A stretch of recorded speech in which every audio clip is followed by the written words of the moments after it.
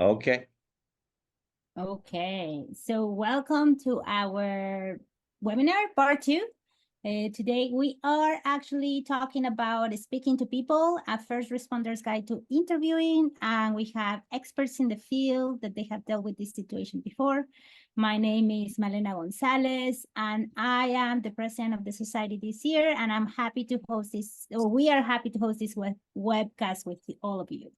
So my background just quickly is in education. I've been educating based on PBL and design thinking for the last 15 years.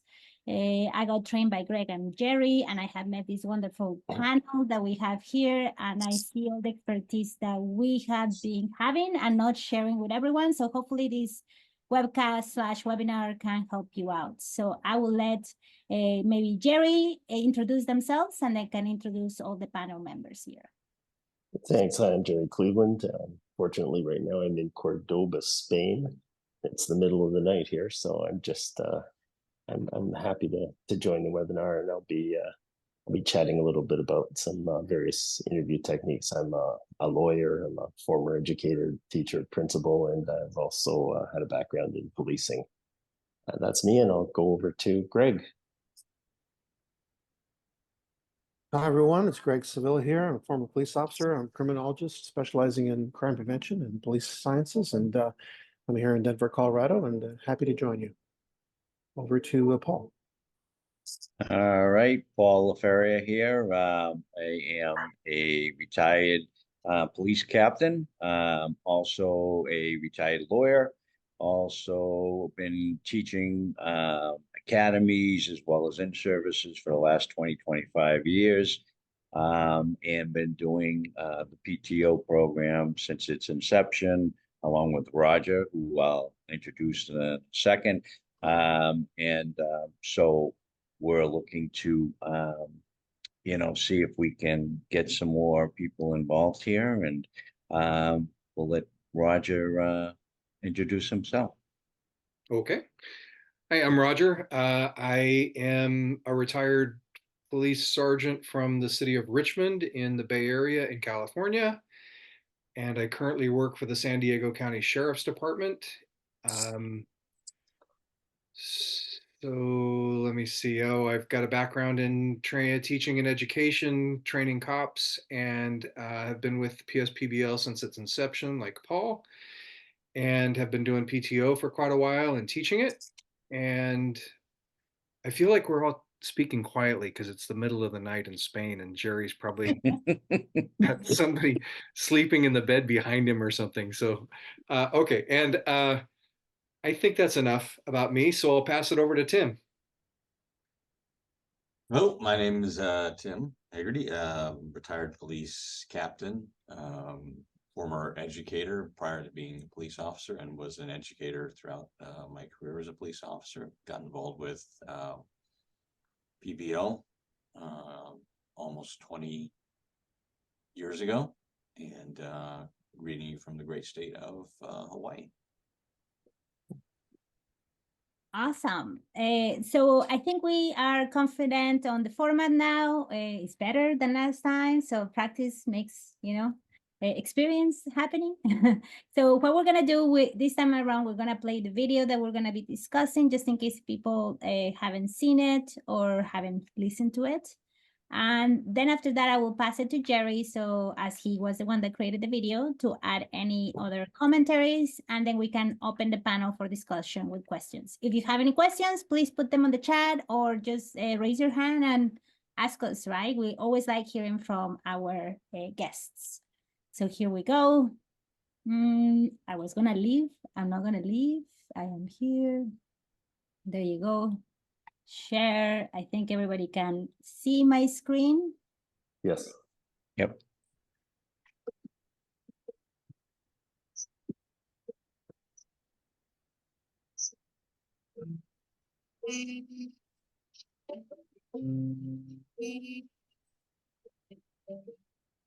Hi, this is Jerry Cleveland from the Police Society for Problem-Based Learning. Today I'm going to talk to you about speaking to people, a first responder's guide to interviewing. And the first type of interviewing is interviewing on the street. when you're out talking, if you're in uniform, or if you're a detective gathering information, or you're a fire captain, whatever your job as a first responder. Most important thing is to be yourself. You're in a uniform or a suit, so watch that you do not come across as stiff or formal and unapproachable. Watch your posture. And be selective with any kind of assertive or aggressive movements or language. Use the person's name, not their title, and speak honestly and openly. Resist isolating yourself. Take off your mirrored sunglasses and uncross your arms, and keep any kind of angry expression off your face. And make sure you use, importantly, open-ended sentences during street interviews. Rehearse the sentences. For example, John, do you live in the neighborhood? Requires a simple yes or no answer. However, if you say, John, what's the neighborhood like to live or work in? You're much more likely to receive comprehensive information. Finally, watch your P's and Q's. No slang, no police talk or fireman talk or EMT talk. And when you are calling in information about somebody, make sure that you don't use racial or physical descriptors when you're doing so. And be careful who can hear you giving personal information on your radio. The next kind of communication is crisis communication. And with that, there's 4 things to do. Stay calm. Don't let your emotions color your language when you're speaking to those interviewees. Speak professionally and speak clearly. Be careful about yelling at persons with a mental illness. If a person's diagnosed with paranoid schizophrenia, make sure that you don't make the situation worse for everyone. Understand the illness, understand the best response method. And then finally, in those crises, state clearly what you want and how you want it to happen. Keep your voice neutral, and your gestures should encourage compliance. Open hands, mild directional indicators, and soft tones where possible. Just because there's a crisis doesn't mean you have to yell, shout, and become aggressive. Finally, on page 72 to 73 of Swift Pursuit, my book for federal law enforcement officers, we talk about how to do formal interviews. There's a couple of things that you need to know. One, that lies are important as the truth. If your interviewee wants to lie, do not interrupt and demand the truth. When you get to court, the lies they tell will mean as much to the jury as any truth they will share with you. Don't embellish and clean up the language. Record the responses verbatim. Remember, to be evidentiary, they should be as close to possible to what the interviewee said without any added editing of their answers by you. Next, be honest. Also avoid witness taint. Keep witnesses apart so that they don't share stories and compare notes. Be sure to verify reading ability with your interviewees. If you're asking someone to comment on a document and they look at it and you find out later they can't read, it will be quite embarrassing for you. And finally, let people spill. Ask open-ended questions and then wait. Be comfortable with long pauses. People will spill to fill the silence in formal interviews. Let them talk. There should be no rush when you're taking witness or accused statements. Most of all, trust yourself. Develop your own style and put yourself in the position of the interviewee and answer the question, how would I want someone to speak to me? If you do so, you're going to get useful, legally admissible, and informative statements from your interviewees. Thank you. Perfect.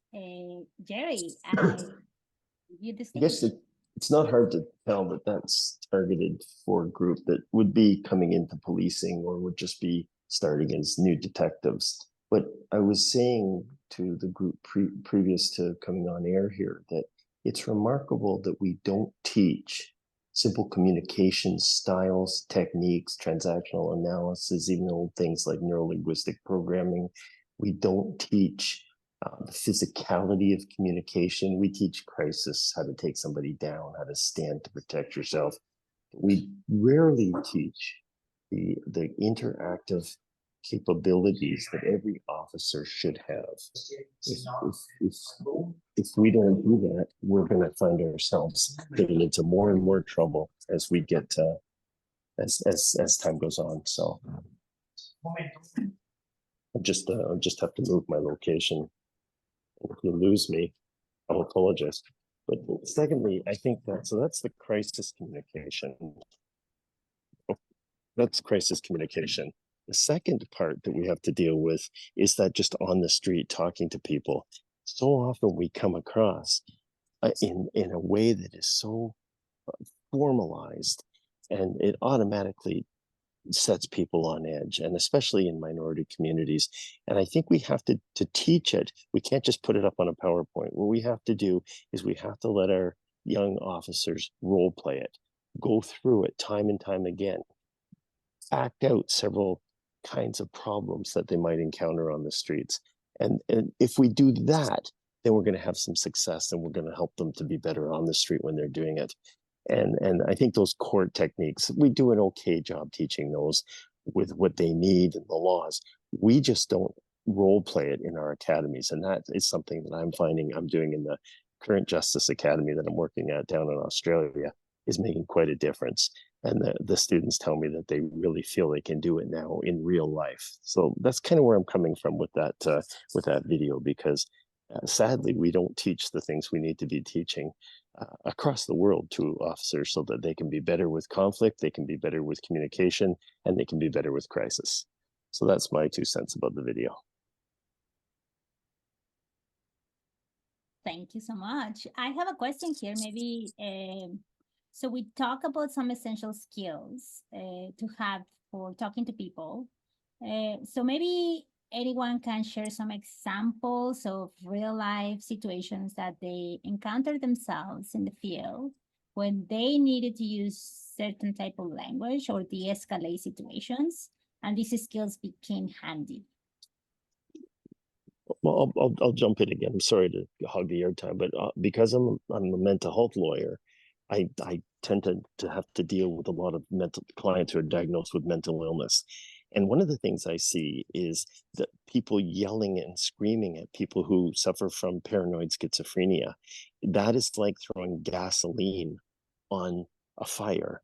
We have to teach our recruits about mental illness, and even our more seasoned officers. We have to teach them what response works with different mental illnesses. Now, sometimes you're just not going to know, but you do need to know that there are various responses that you're going to have to engage in.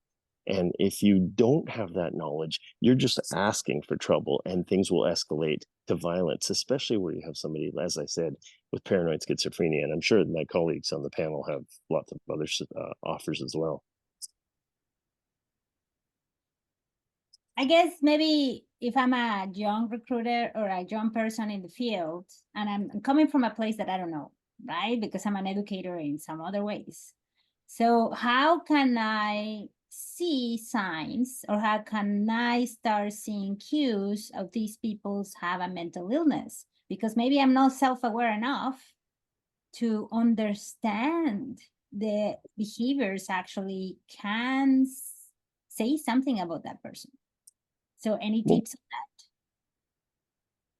Yeah, most of the time you're going to get a call. If it's a police call or a first responder call, they'll get a call, and you'll be told by the dispatcher, you'll be told by family who have called it in that it's an ongoing problem, and then you'll do a records check and you'll find out there's been previous admissions for mental health issues. That's normally the case. But if you're just coming across someone, I think it's important that we do much more mental health training, and we do it properly in our academies, because that's a major issue. And I don't think we're giving our recruits and our in-service people enough training in the area of mental health communication.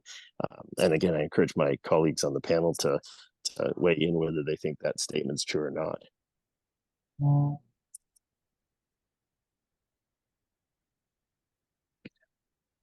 Yeah, I'll jump in on that. I think it's absolutely true, but I think it not having your experience, Jerry. I recall, like, from almost 30 years ago. I can still do almost all the basics I learned in PPCT, pressure point control techniques, because they were very simple. They could be taught in a couple of minutes, and they work in most situations. So I think it would be very valuable.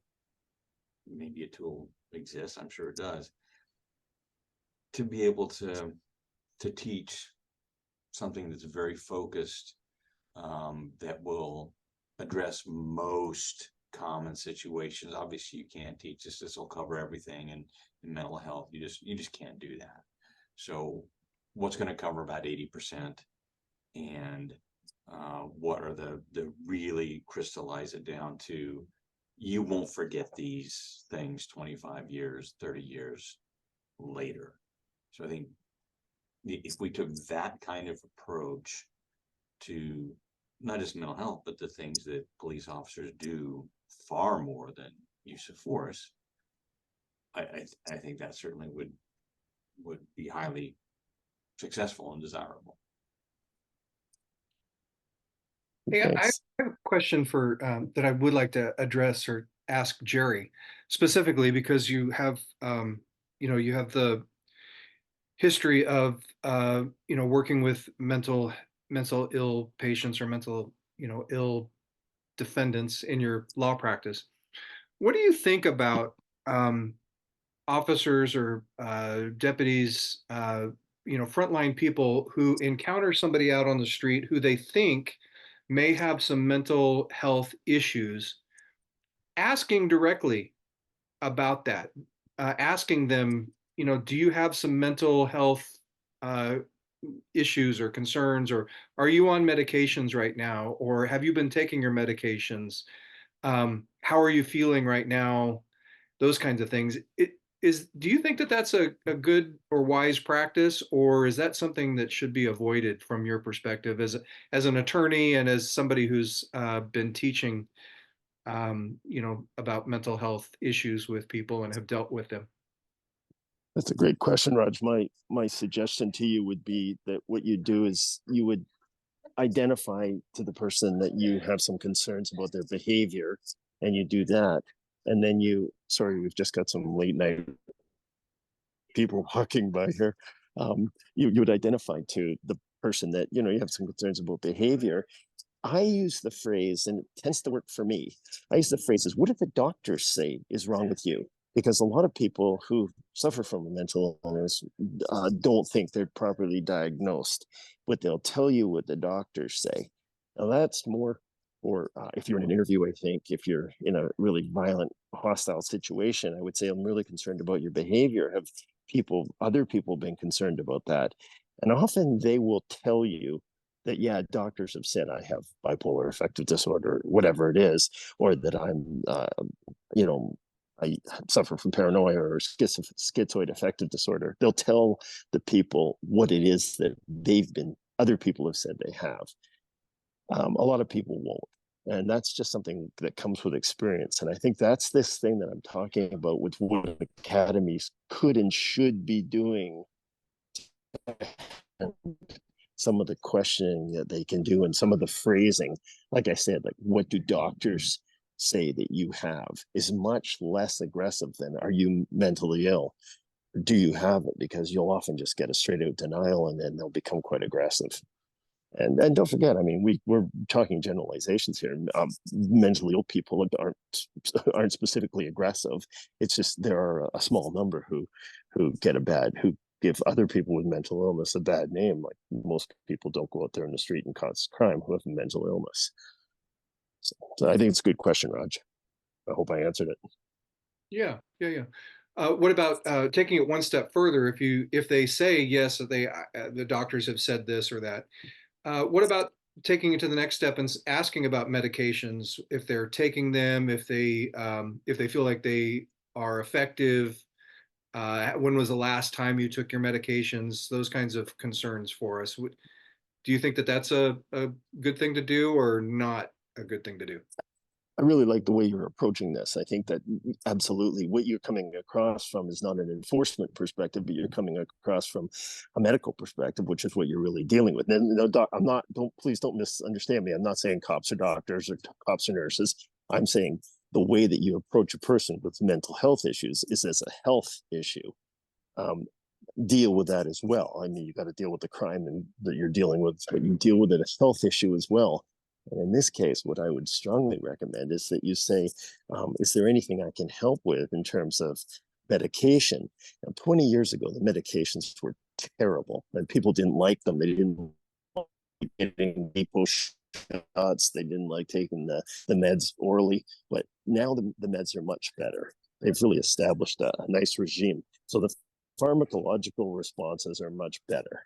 And we need to teach this stuff to our recruits. Like we need to say, here are some ways of saying that. Is there something that I can get for you from your house or from somewhere?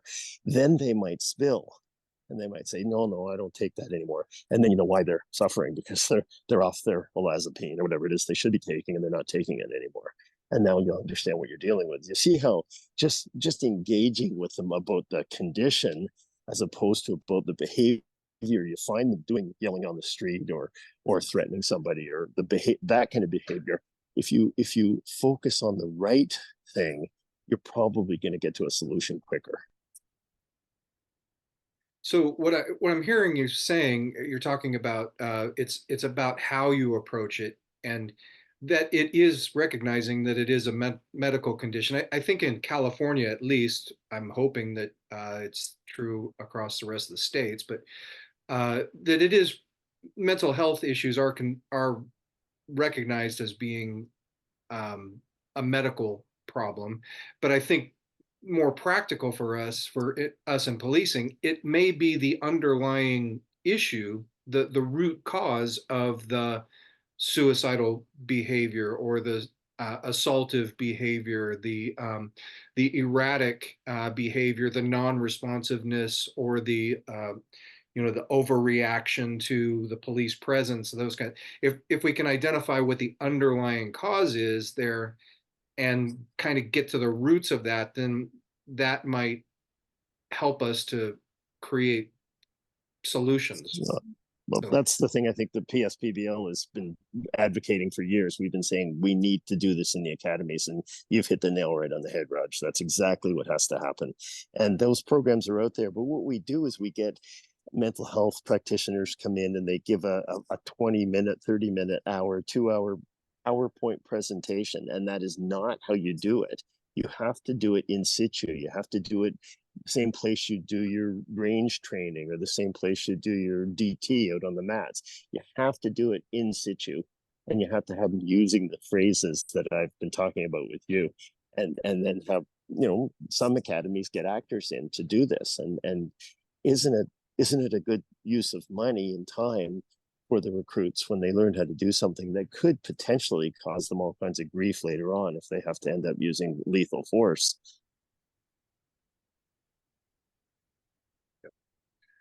Yeah, good for the police, good for the person involved, good for the agency, because it helps with the liability issues.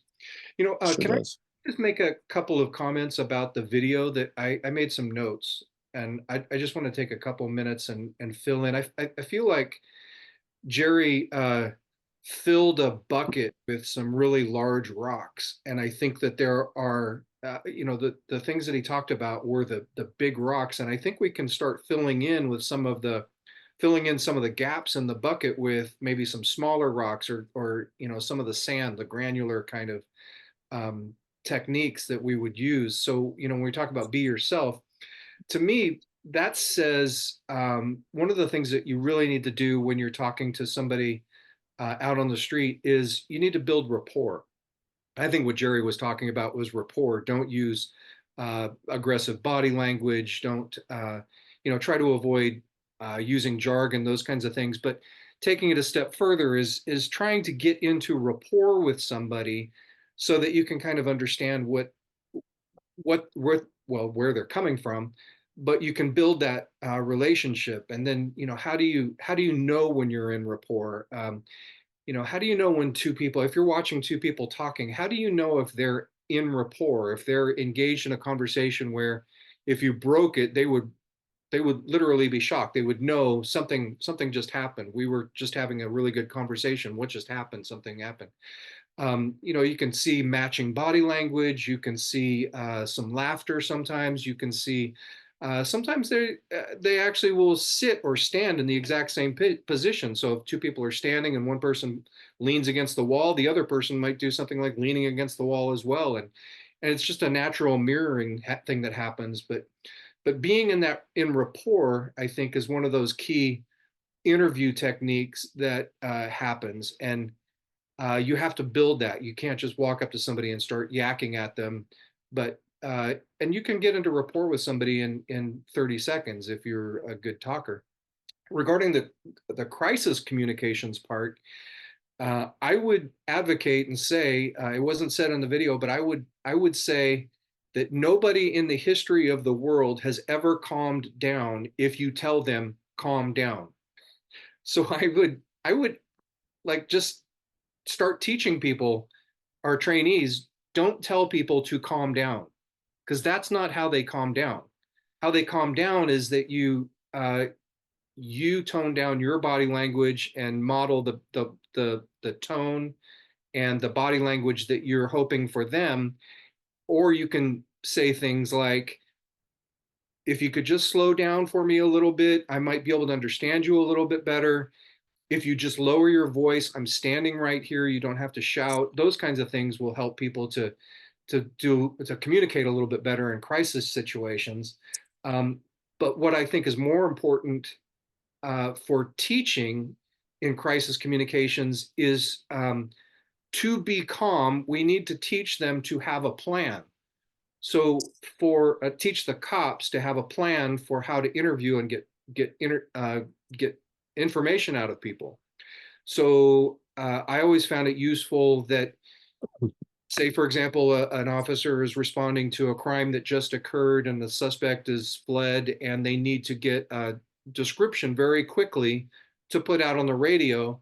Have a plan for how you're going to do that, whether you start at the head and work your way down to get that description, or you start at the feet and work your way up. Is it male or female?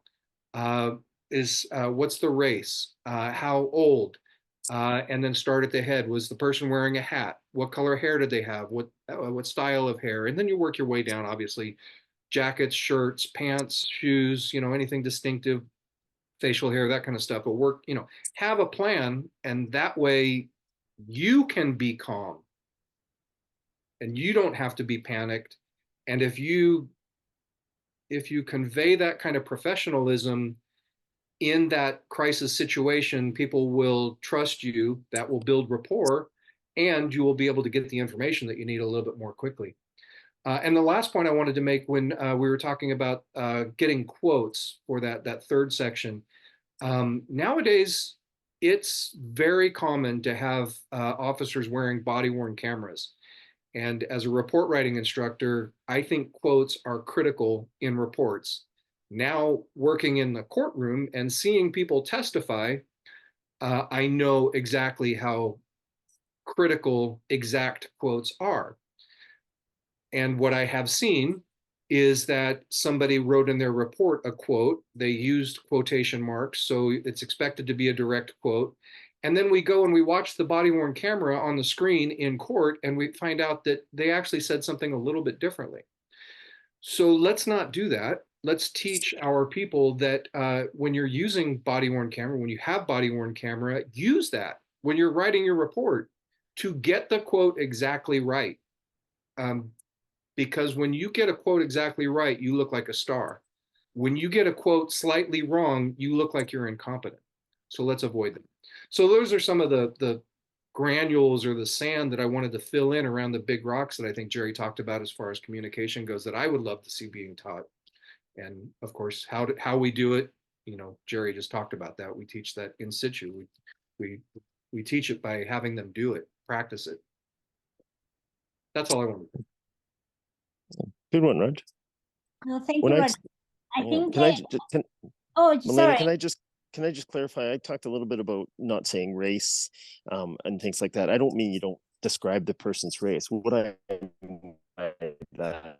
think I need to clarify it is, I meant there's been a couple incidents recently where people have said, "I'm here with a black man," and that is kind of heightened the situation and made it worse. Or I'm here with a Latino. I'm here with somebody. Like, they've used that phrase to describe the person, and that's what I was talking about in the video.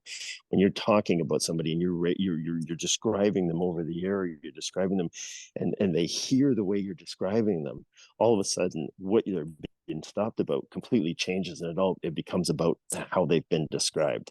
So that's what I just wanted to make that point. I'm not suggesting that you don't use physical descriptors of people. My point is that we have to be really careful about we may walk away from the person, but we've left another officer standing there with this radio on, and the person can hear what's being said on the radio. So that's pretty important if they're not wearing earbuds. So that I just wanted to clear that up. So sorry to interrupt there. Oh no, you didn't. No, I just want to bring the other Paul to the conversation because he asked a question or he added a comment. I don't know if he would like to share something. Yeah, thanks. I totally agree with what Roger's talking about, Jerry. I mean, hit the nail on the head. The one thing we're looking at is that we, again, I'm back on the East Coast, so a lot of the people out here are using the San Jose model for FTO, and we teach FTO. We teach first line supervision, and I just got done teaching at the Pennsylvania Deputy Sheriff's Academy, where I was since 2009 to do in service with law enforcement. And what we're finding out with our communications is what we're trying to do is, because there's so much out there with crisis intervention training in the academy, de-escalation training in service. I mean, this is something that, it's mandated and they're all going. What we try to do is take a different approach. So when we do our FTO training and even with first line supervisors on supervising people, we go back to that neuroscience. So we bring up heuristics. They are mental shortcuts, right? And one of them is the anchoring and adjustment. And what we try to do with our recruits when they were in the sheriff's academy or even the new officers is that communication wise, you set an anchor when you come upon that scene. And that anchor is not only from what comes out of your mouth, it could be the number of people at the scene. It could be how you're standing. It could be the gear you're wearing. Are you in a BDU? Are you in a Class A outfit? Or are you in street clothes? That all is nonverbal communication. So it's how you're walking up to somebody that is setting that anchor. And if you set that anchor too high, if you appear too aggressive, it's now you're into that de-escalation course where how do I bring this down? So we try to get them to the point to say, how do you keep a low level, set that anchor low so everybody is calm when you get there, that you don't raise flags just by approaching. We also train them to understand that no matter who you're dealing with, there's emotion involved. If I stop somebody for speeding, that person is going to be emotionally involved to say, is my insurance going up if I get a ticket? Okay. And they may have a reaction, and that officer at the door, at the window, may not be able to handle that reaction to go, what are you crying for? What are you upset about? Why do you appear angry? All it is, I'm stopping you. But to that person, if my insurance is going up $500 a year, I'm upset. So you have to give people, we tell them you have to give people permission for their emotions. If I'm locking up some male and the mom or uncle comes out screaming, what are you doing locking him up? Well, we have to understand that that's a possibility, because put yourself in their shoes. If your son or daughter was being arrested, you'd probably be emotionally involved as well. So we train that communication is not only what comes out of the mouth, it's again, giving people that voice. You still have to have that tactical awareness as to what's going on in a situation.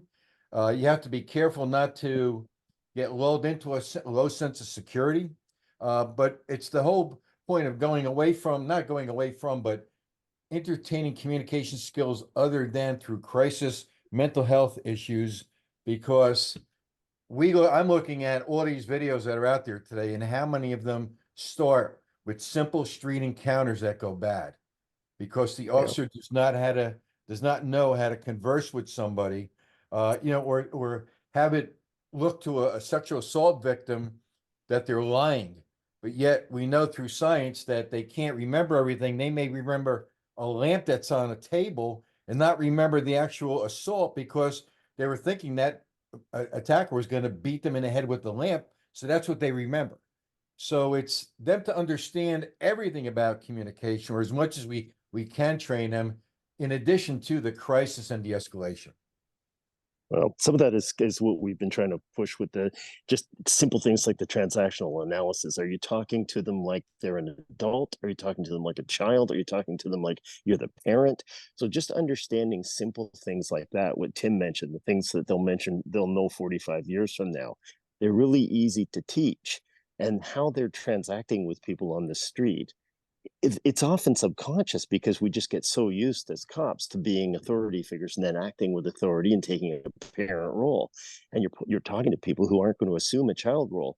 So just when I teach this to people who work in first responder business, they're like, why didn't I know this before? So I think it's incumbent on us to make sure we get this information out to people. And I don't think we're doing it as well as we perhaps should be doing it. So I'll leave that one hanging.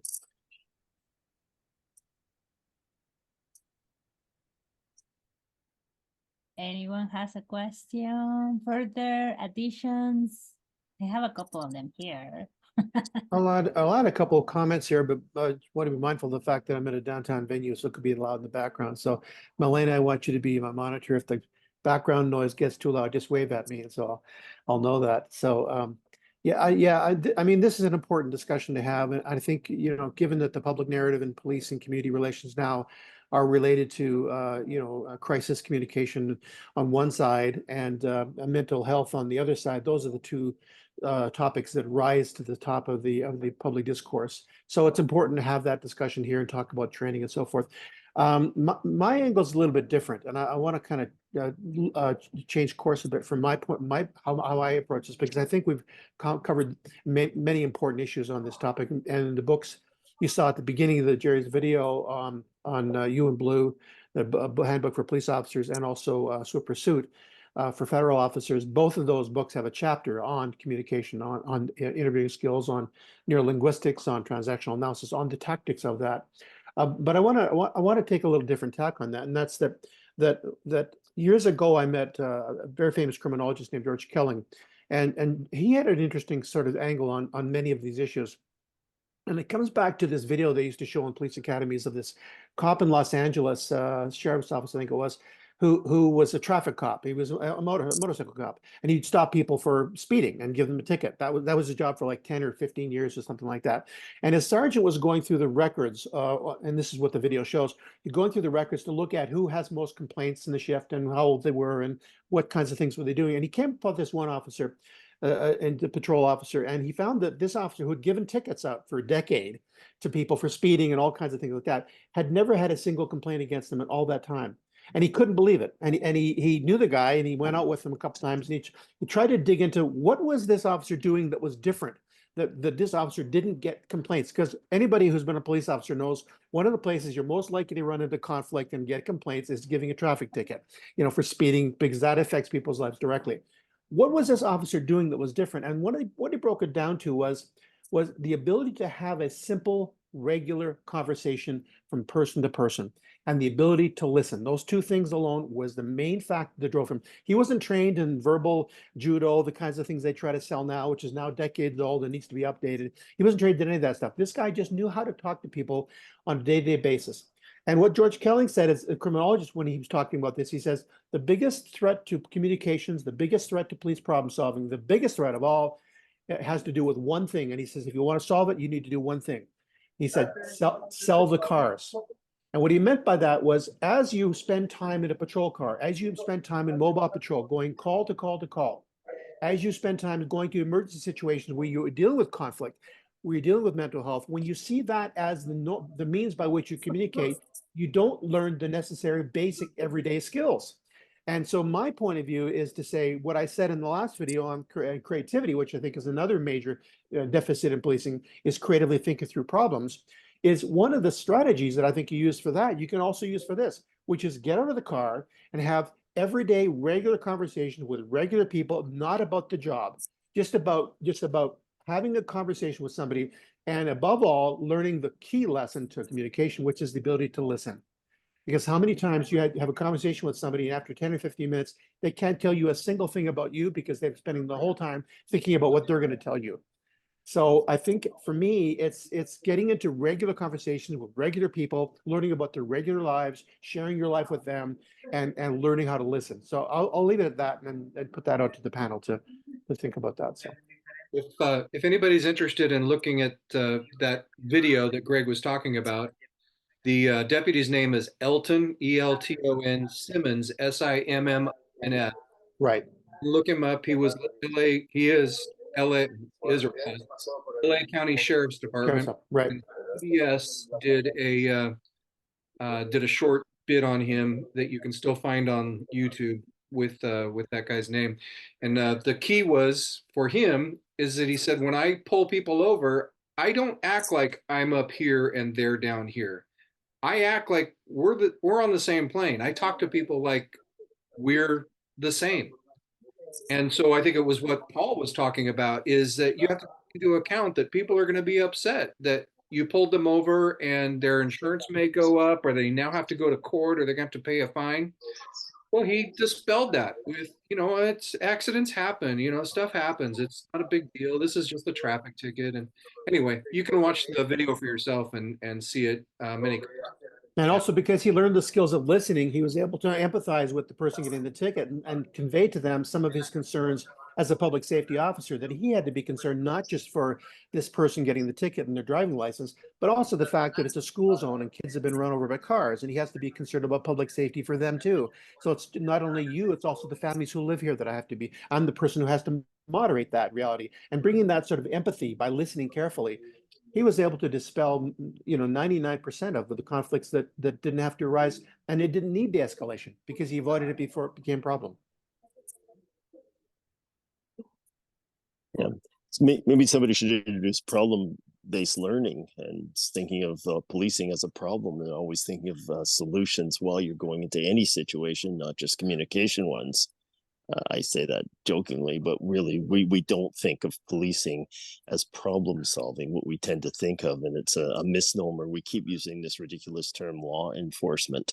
And I think that's one of the greatest impediments that we're suffering from right now in public safety business, is that we need to stop saying that. We need to start saying problem solving, community problem solving, and community engagement, those kinds of phrases, because language matters. The way we describe things is how it sets in our mind. Paul talked about getting right down to the hardwiring of our brain, and that's exactly right. If we tell young cops that they're law enforcers, that's exactly what they'll think of themselves as. If we start teaching them and acting like they're problem solvers, that's what they'll do. So I came across, and I won't say what agency, but it was a federal law enforcement agency, and it was a recruitment poster, and it had female on the front, and one half of her was dressed in a Class A with a German Shepherd police dog next to her. The other half of her was dressed in a tactical uniform. So, and I knew we were doing this today, so I'm looking at that and I'm thinking, what are they telling you about police work? It's you've got when you're not in a uniform, here you've got this attack dog, or when you're not tacked up. But you can also be tacked up. These are things that, boy, I would really love to come on one of these things and just sing nothing but praises about everything that we're seeing and we're encountering, and it's so positive out there, and people are getting it, and sometimes it's just demoralizing. We'll get there, Tim. We'll get there. Well, it begs the question, what kind of a message are they trying to communicate with their advertising or their recruiting? So, yeah. One of the most successful shows, and I know we're going a little off here with communication, one of the most successful shows right now is this show called The Rookie.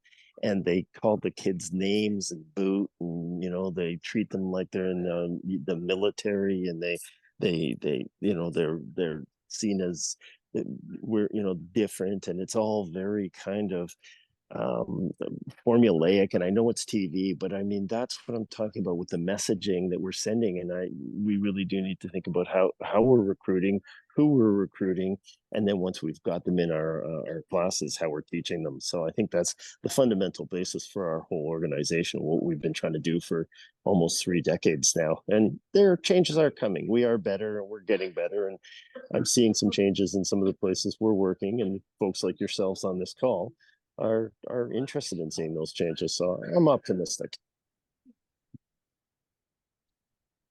Well, Jerry, I have a question for you because I do some of the academies and stuff like that, and I see that we're having a lot of these new kids.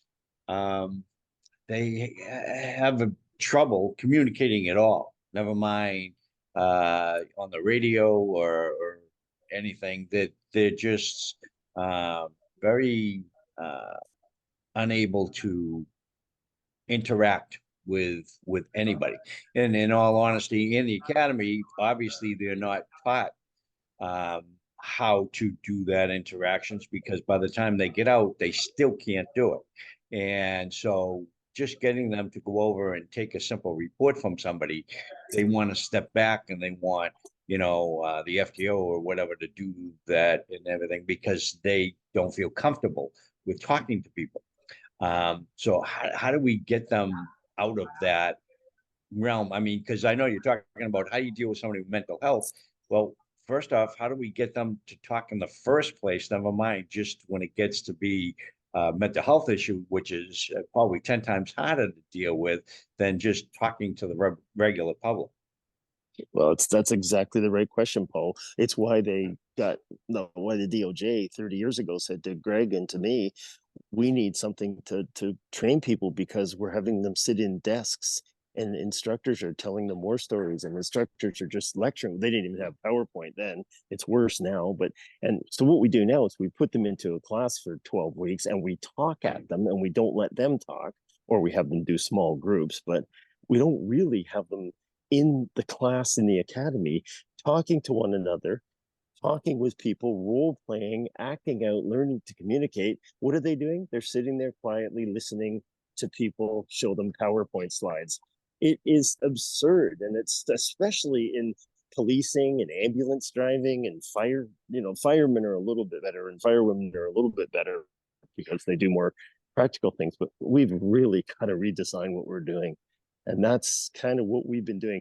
When the instructors at the academy stop talking and turn off the PowerPoint, we'll have better communicators. It's the same in my law school.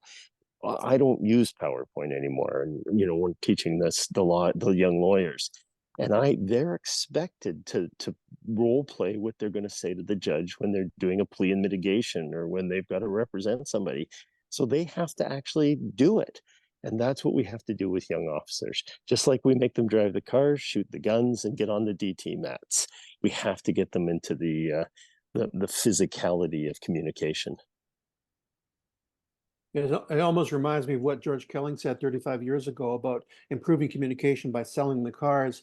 Maybe we ought to sell the police academy buildings and get them on the street where they should be really learning how to do it. We do our crime prevention training and community groups, teach them how to do planning, how to turn neighborhoods back from the brink of crime. And in those classes, we have police officers. And the first thing we do is we have the residents and the seniors and the mothers with patrol officers go and walk, and they go and look, and they go and talk to each other. And they talk to each other on a one-to-one level. They talk to you about, you're the police officer. Do you have a family? Do you have any kids? And where do your kids go to school? And when my kid goes to school, it's here. And when your kids go to school, it's there. How do we improve that? And that becomes a much more humanizing sort of environment.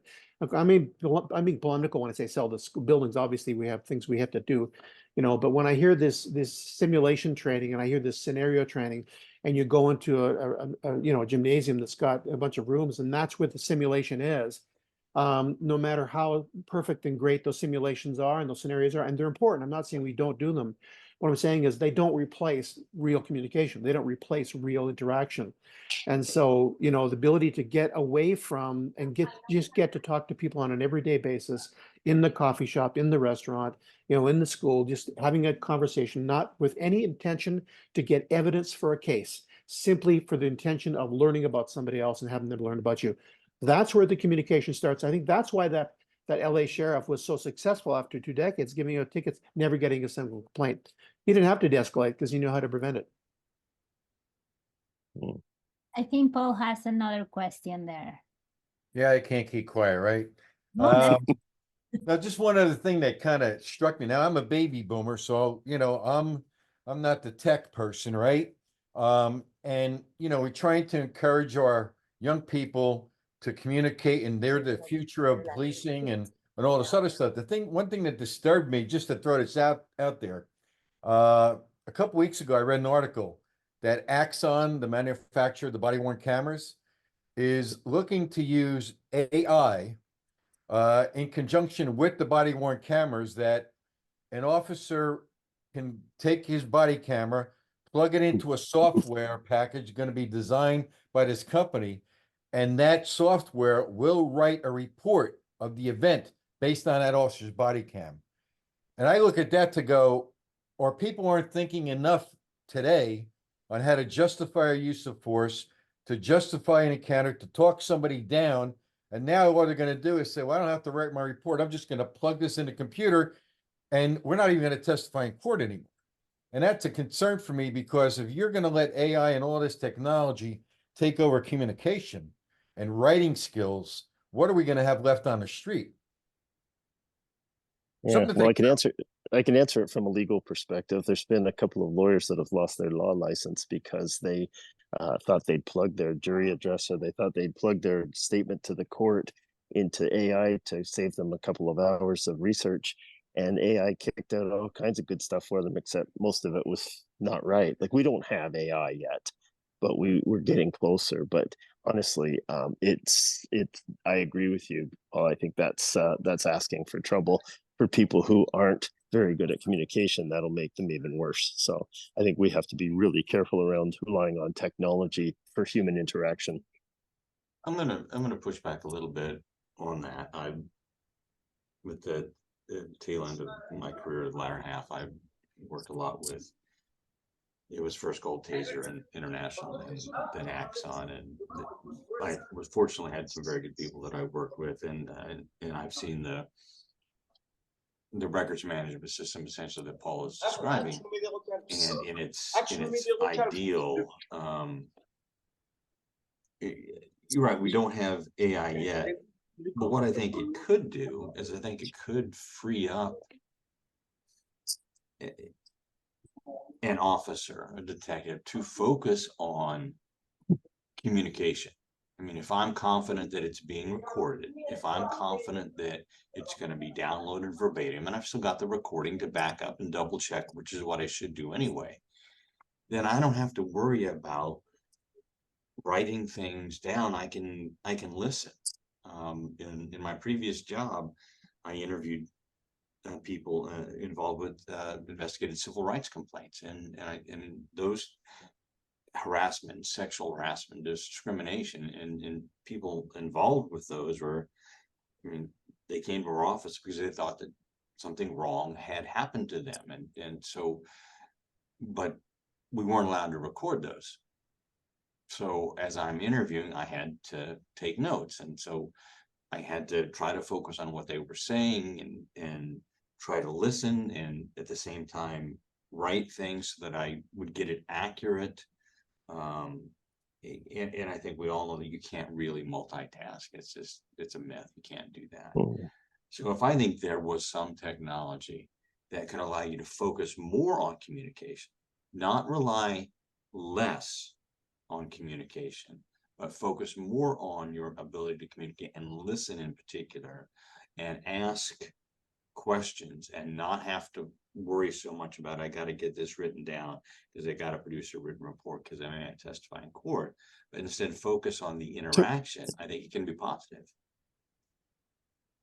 No, I totally agree with you, but yeah, you're absolutely right. Well, when it's that mechanical, my only thing I was talking about, and I think Paul was the same thing, is where it's inserting the AI for the human interaction.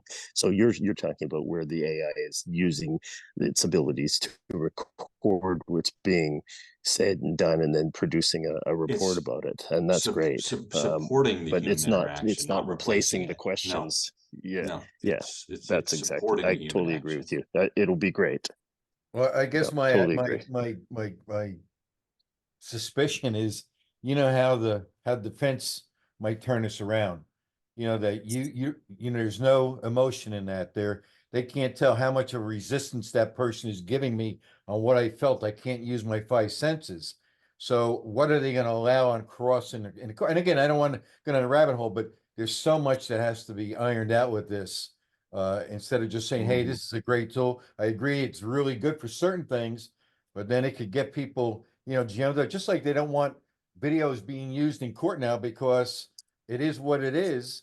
And now the lawyers can't challenge things because it's night and day. I mean, the guy pulled a gun on the officer and he shot him. You know, there's no question. They can't, you know, say, well, it could have been a gun or it might have been a shadow. So those are just things I'm concerned about with this whole AI thing. So Well, that goes into, I think some people have touched on this, and it's something that occurred to me in the video, is trauma-informed communication, and that's, you know, based on neuroscience. And back in the day, and still in this day, with an officer-involved shooting, for example, or a violent assault or something like that, too often we're Jack Webb from Dragnet. Then what? Then what did you do? How many steps did you take back? What color was that? And so we're constantly asking these questions, and people will fill. I think it's what Greg or Jerry said. Will fill the dead space. So they will feel like they have to give you an answer, whether they know the answer or not. Well, I guess it was 10 steps. And then you get to court and you watch the video and it was 2 steps. Oh, did you lie? So it's asking the open-end questions like, what made you feel like your life was in danger? You know, that allows the person to introduce the frame of mind, or and I actually, too many of these things I learned very late in my career when I wasn't able to actually do them. But I did get to use trauma-informed communication in my last job, dealing with Title IX complaints, sexual assault, sexual discrimination, as it would fall under Title IX. And I remember asking this one particular question, and it's the put yourself on the street corner, what do you see kind of thing. And I asked the complainant, and I said, so, you know, I preface it, roll with me on this question, more or less. This is going to sound a little odd, but trust me, I have a reason for asking this. I said, imagine you are somewhere in that room where you can watch what happened. What would you be seeing that would indicate what was about to happen was not okay? In other words, what would another person see that would say, and she was able to give an answer, the kind of answer, and we've heard them, all of us have heard them, that you're not going to make up unless you're telling the truth. So the open-ended questions, the frame of mind questions, the 10 steps versus 2 steps, does that really matter? No, it doesn't in the end. Just letting them, and you know, there's you build the rapport. Roger was big on that, and that's true. You build the rapport, and then you let them tell their story, and then you ask curious questions. You know, curiosity. You're and this is, you're walking a neighborhood, and you want to learn about it. You want to learn about somebody else. Show more interest in them than in yourself, and they'll tell you. Just ask people, and they'll tell you everything about themselves. You give them a chance. So, like, just ask. Absolutely. These are great topics, you know, curiosity, active listening. I think that's something that came up a lot. And AI, you know, as a technology teacher, I see the 2 sides of the coin. There's an excellent movie, Netflix, that I would recommend everyone to watch. I'm not trying to be biased here towards Netflix, but it's Coded Bias. And it talks about how AI had a big mistake on being trained at the beginning because it was done by MIT people, and a lot of them, they were Caucasian of a certain or is you know, different nationalities, etc. So they actually didn't do a good job recognizing faces from other races at the beginning. Now it's doing a better job, but AI is as good as the people that trained that, right? And I can understand Paul's concerns on, well, who is going to be training this AI? right? How are they going to judge it? And it is still AI can be as powerful, or is as powerful as the people that they're using it. So if you know how to use proper AI, yeah, you can get a lot of meaning or a lot of power. But if you don't know how to use it, you can see what Jerry said. You know, people get fired for using the wrong statements, you know, not going over it, etc. So I think AI is around us. We just need to find a better way to interact with that, and how is that going to help us out, and have regulations on AI. I don't think governments are being really savvy on adding any type of filters or some type of check-ins on these companies that they're creating these AIs, right? That they're putting into cops' machines or cameras, etc. Right? And not only on that, in education too, right? But any last remarks before we end? I think we should do a podcast on technology and AI, and I think we discussed that in the past. Definitely, Yes. there's a lot of ideas around. Maybe that should be something coming up. But any other remarks or questions, last minute things before we wrap up this webcast? Just For the me, three. Sorry, Jerry- Greg, go ahead. Yeah, I was just gonna say, the last thing I would say is, you know, until we get deep AI, you know, not the shallow stuff we have now with the language programs and ChatGPT, but the deep stuff, what's called AGI, that's in the future, 5, 10, 15 years, what have you. We're not there yet. And until we get there, the best computer, the best AI we have isn't artificial, it's real intelligence, and that's our minds. And the best way to get young officers to train their minds is to train their minds by dealing with real people in a real situation. It's not technology. It's actually, I'm not Luddite about not doing technology, but I think getting people to learn how to have regular conversations on the street with regular people, finding out how to listen to them, what their real needs are.